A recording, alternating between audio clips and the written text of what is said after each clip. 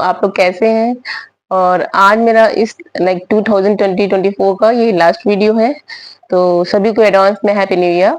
और हम सभी की लाइफ में ना कभी सब कुछ अच्छा होता है, ना कभी खराब होता है। तो बेटर है हमारे लिए कि हमारा जो भी नेगेटिव थिंग्स हुई, जो हमारी लाइफ में जो हमें पसंद नहीं आया, मे बी वो हमारे लिए अच्छा था, तो उन सबको भूल के हम एक नए ईयर में विथ न्यू होप्स के साथ हम एंट्री करें, और जो हमारे साथ 2024 में हुआ उससे कहीं अच्छा पर्व करने की, या हम जिस टाइप के ह्यूमन बीइंग थे उसका बेस्ट वर्जन बनने की कोशिश करते हैं।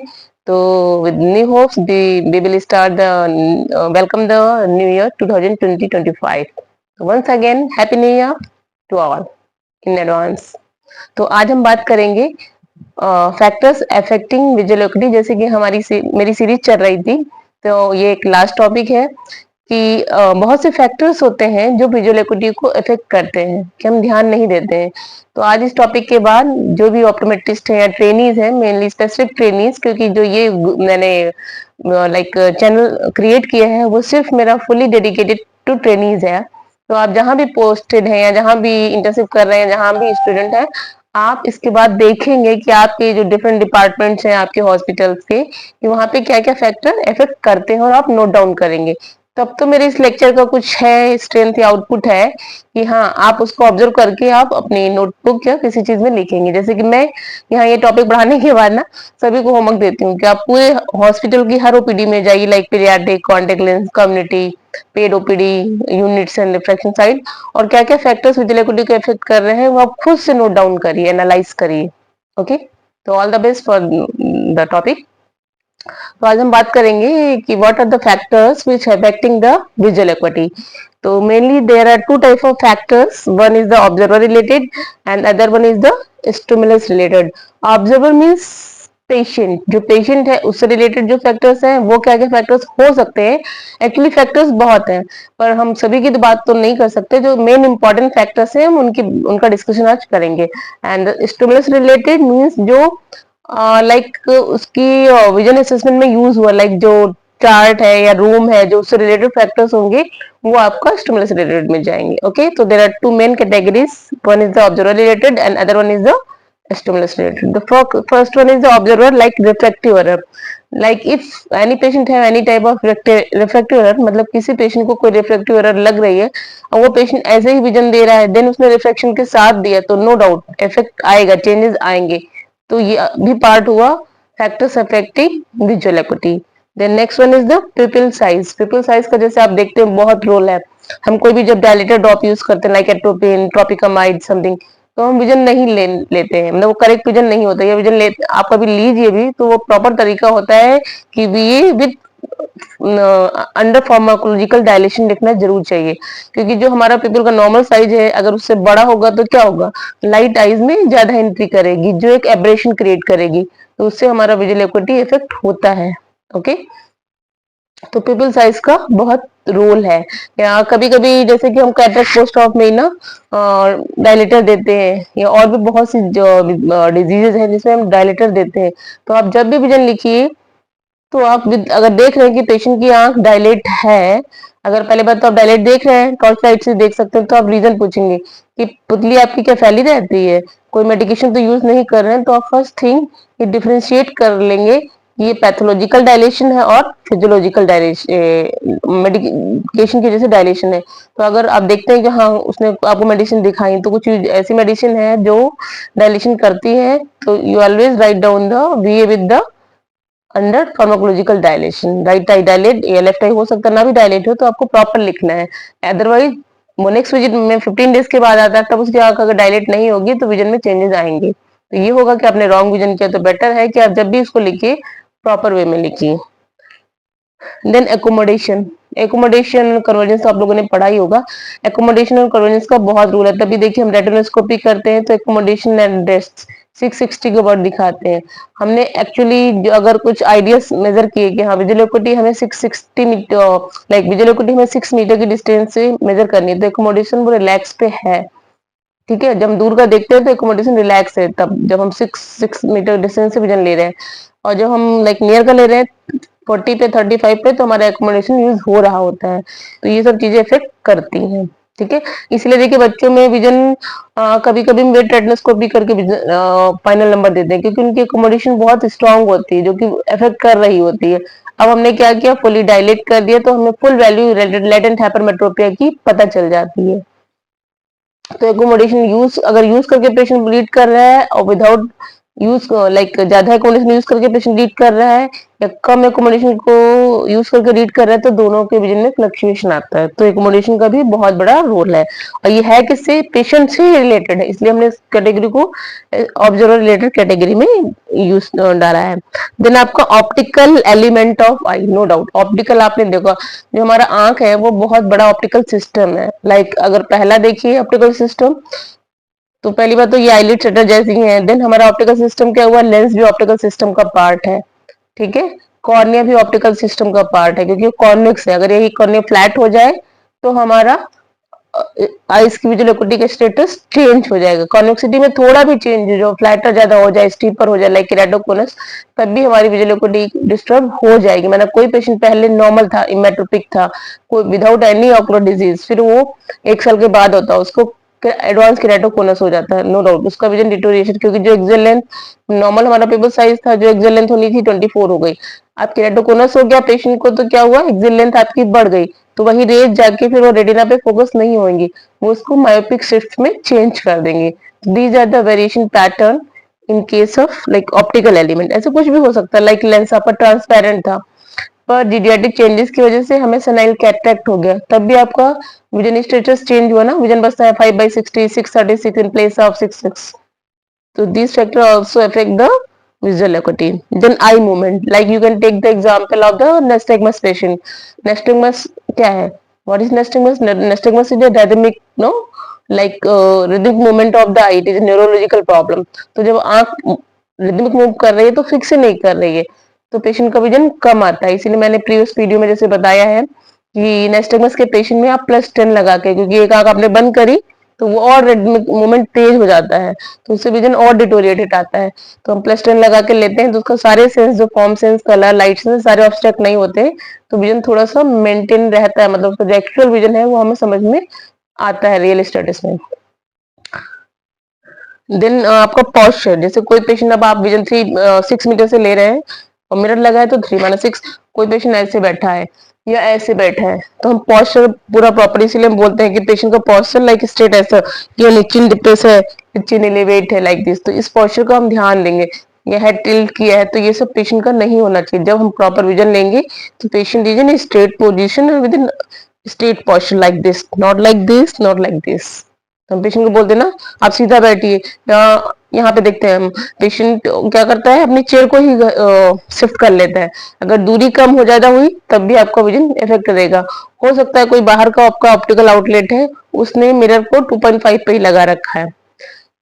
आपका आई हॉस्पिटल है, एरिया की कोई कमी नहीं है, प्रॉपर सब मेजरमेंट के थ्रू हुआ है, आप मिरर लगा के 3 मीटर के डिस्टेंस विजन लेते हैं, तभी विजन इफेक्ट हुआ, क्योंकि उसने 2.5 मतलब 5 मीटर की डिस्टेंस विजन हुआ, तो हो सकता है वहां पे 6 हो, जब आपके हॉस्पिटल में आए तो विजन 6-9 हो जाए। ओके, तो ये दूरी भी आपके उसको इफेक्ट कर रही है, पर वो आपका जाएगी स्टिमुलस रिलेटेड में। ओके, आई मूवमेंट, फिर पॉस्चर की बात कर ली। डेवलपमेंटल एस्पेक्ट, डेवलपमेंटल एस्पेक्ट मतलब कि जब हमारा लाइक कोई भी बेबी बॉर्न होता है, तो उसका एम्ब्रियोलॉजी होता है कि हर मंथ में अलग अलग स्ट्रक्चर डेवलप होते हैं ना अंडर एम्ब्रियोलॉजी, कि आईलिड इस लाइक इस वीक में बनेगी, कंजक्टिवा इस वीक में बनेगा, रेटिना इस वीक में बनेगा। तो लाइक फॉर एग्जांपल आरओपी का एग्जांपल जो बहुत चल रहा है आजकल, आरओपी पे बहुत ही focus, ROP screening, ROP training programme for the optometrist, for the early intervention programme, क्योंकि ब्लाइंडनेस में जा रहा है एक्चुअली, और आजकल जो लाइफ स्टाइल उसमें आरओपी बहुत पाया जा रहा है, तो इसलिए में से बहुत, तो आरओपी में क्या है, रेटिना पूरा डेवलप ही नहीं हुआ, तो बच्चा प्री मेच्योर हो गया, प्रेगनेंसी बंदे की प्री मेच्योर हो गई, तो रेटिना तो डेवलप ही नहीं हुआ। तो अब जब रेटिना डेवलप नहीं है तो फुल विजन के हम लाइक बारे में सोच भी नहीं सकते हैं। तो वो एक एग्जांपल, लाइक कोलोवोमा, आइरिस कोलोवोमा हो गया, आइरिस पूरी बनी ही नहीं, तभी पेशेंट का विजन इफेक्ट हो गया, या लेंस बना ही नहीं, तो जो डेवलपमेंटल डिले या डेवलपमेंटल उसमें आएगा, वो इनकम्प्लीट स्ट्रक्चर भी आपके आइस के विजन के स्टेटस को फ्लक्चुएट या चेंज करेंगे।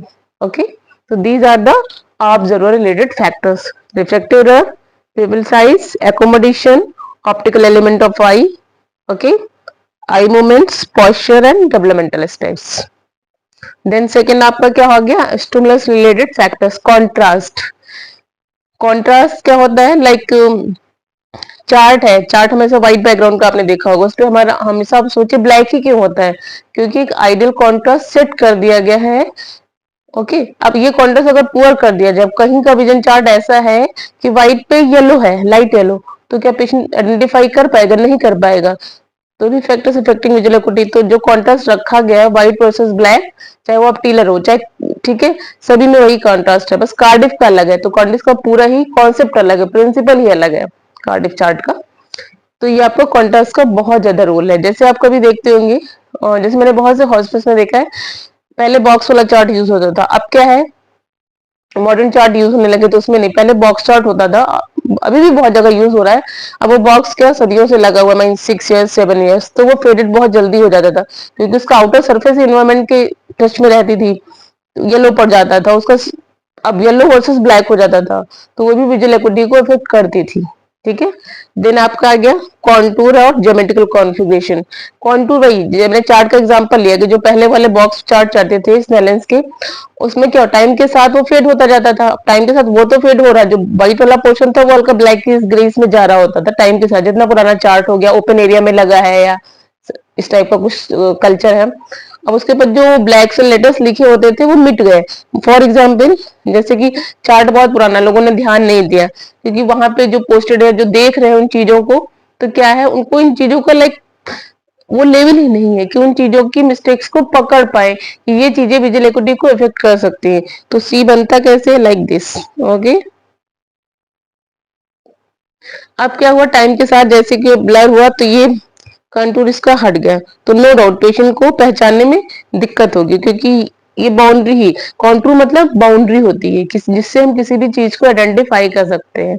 सबसे अच्छा एग्जांपल है, आप कहीं भी कहीं से बात कर रहे हो, बहुत दूर से आपका कोई नोन आ रहा है, तो कोई नोन आपका नॉर्मल हाइट का हो सकता है, कोई नोन आपका हेल्दी हो सकता है ना, तो उसके को हम लग रहा है कि अच्छा मिस्टर प्रदीप आ रहे हैं, आपका नोन जो प्रदीप है बहुत टॉल है, तो हम जब दूर से देखते हैं अच्छा लग रहा है प्रदीप आ रहा है, जैसे जैसे वो पास आता जाता है हम कहते हैं अच्छा देखा, कहा था मैंने प्रदीप आ रहा है, प्रदीप आ रहा है ना, लाइक दैट। तो कॉन्टूर है, कॉन्टूर के थ्रू ही हम पेशेंट को किसी भी चीज को पहचानते हैं। अब ये फेडेड हट गया, तो हम प्रॉपर सी को पहचान नहीं पा रहे हैं, इसको पढ़ने के लिए हमें बहुत एफर्ट चाहिए, तो कॉन्टूर ही सही नहीं तो हम पढ़ ही नहीं पाएंगे प्रॉपर, तो ये भी आपकी विजुअल एक्यूटी को इफेक्ट करा, तो इसी को कॉन्टूर या ज्योमेट्रिकल कॉन्फ़िगरेशन, ज्योमेट्रिकल कॉन्फ़िगरेशन मतलब किसी आपका गोल होता है, टी आपका लाइक ऐसा होता है, तो these are the geometrical configuration. पर अब ये चार्ट जो मॉडर्न चार्ट चले हैं उनमें ये सब प्रॉब्लम से हमें बहुत आराम मिल गया कि इस टाइप की प्रॉब्लम्स नहीं, वो पुराने वाले चार्ट में ऐसा ज्यादा होता था। देन एक्सपोजर ड्यूरेशन, एक्सपोजर मतलब अब पेशेंट 660 से 36 पे आता, तो ऐसा नहीं जैसे जहाँ पे पॉइंटिंग की जाती है, ट्रेनिंग्स बहुत होते हैं ना, तो हम पॉइंटिंग के लिए बच्चों को, स्टूडेंट्स को यूज करते हैं, ऐसे ऐसे स्केल से यहाँ से रखता है, ये बाबा बताइए ये बताइए, तो हमें कुछ पेशेंट को टाइम भी देना चाहिए, ये नहीं 60 पे फिंगर रखा देन 36 पे आ गया, 24 पे आ गया, ऐसा नहीं। आपको पेशेंट को टाइम, इंटरेक्शन टाइम मतलब आपका आइज का उस लेटर के साथ इंटरेक्शन हुआ, देन वो रेज आई वापस गई, तो एटलीस्ट कुछ टाइम तो लगेगा, तो नॉर्मली टाइम 3 to 5 सेकेंड होता है, 5 सेकेंड तक होता है, तो ये आपको देना है इंटरेक्शन या एक्सपोजर टाइम बोल दिया। तो ये इल्यूमिनेशन, सॉरी मैं थोड़ा स्पीड में आ गई, सॉरी। तो अब इल्यूमिनेशन, तो ये इल्यूमिनेशन भी दो होता है, illumination of the chart and illumination of the room, ये भी आइडियल होना चाहिए। लाइक चार्ट किसी भी वजह से चार्ट का जो इल्यूमिनेशन है वो कम हो गया, तब भी वो आपकी विजुअल एक्यूटी को इफेक्ट करेगा।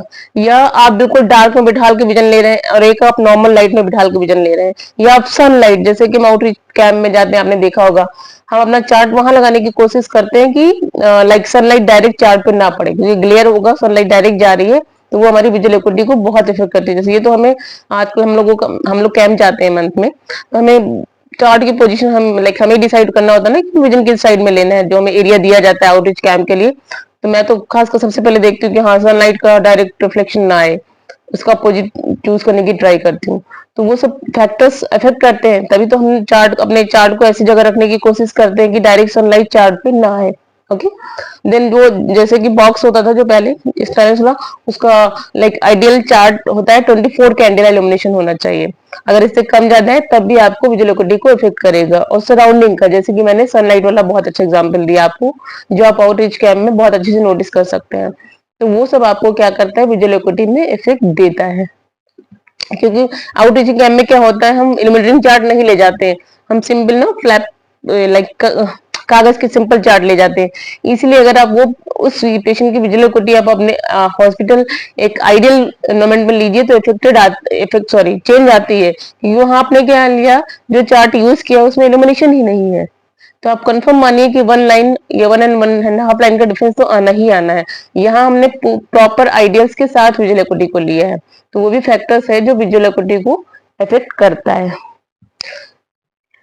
Then interaction effect of the two target, मतलब two target means two letters. ये नहीं चार्ट किसी ने भी बना दिया और चार्ट के लेटर्स बहुत पास पास है। ये एक बहुत साइंटिफिक वे से चार्ट बनाए गए हैं। लॉगमार का अपना अलग साइंटिफिक कॉन्सेप्ट है, स्नेलेंस का अपना अलग है। इसीलिए तो लॉगमार को हमने बेटर बताया, क्योंकि जो दो चार्ट के बीच की दूरी का एक अलग प्रोपोर्शन है, वो हम कभी डिफरेंट लाइक डिस्कस करेंगे कि why logMAR chart is better than the Snellen's visual acuity chart. तो दो लाइक लेटर के बीच की दूरी का भी एक बहुत कॉन्सेप्ट है कि विजुअल एंगल कैसे बनाएगा इसके साथ, तो वो भी हमारी विजुअल एक्यूटी को इफेक्ट करता है। Then wavelength of the stimulus, wavelength का भी आपने देखा होगा हमेशा व्हाइट लाइट ही लाइक यूज की जाती है, कभी हम yellow light, green light, blue light में विजन क्यों नहीं लेते हैं, क्योंकि वेव लेंथ का उस लाइट का बहुत इफेक्ट है। तो जो ये सब फैक्टर्स हैं ये विजुअल एक्यूटी को इफेक्ट करते हैं। पर आप नॉर्मली अगर देखना चाहें इस टॉपिक का नोटिस, तो आप चार्ट अपने जहां भी आप पोस्टेड है या जो भी हॉस्पिटल है, कौन से टाइप का चार्ट यूज हो रहा है, उसमें लेटर्स की शार्पनेस या कॉन्फ़िगरेशन कैसा है, कॉन्ट्रास्ट पे ध्यान दीजिएगा, रूम की लाइट पे ध्यान दीजिएगा, चार्ट के इल्यूमिनेशन पे ध्यान दीजिएगा, एंड चार्ट और पेशेंट के बीच की दूरी। ये सब फैक्टर्स तो आपको हर जगह मिल सकते हैं। ठीक है, तो today we are discussing about the factors affecting visual acuity, mainly observer related and stimulus related. तो आज हमारा विजुअल एक्यूटी का सीरीज कंप्लीट हुआ, और न्यू ईयर में विद न्यू होप्स के साथ मैं किसी नए टॉपिक के साथ आपके सामने आऊंगी। Thank you.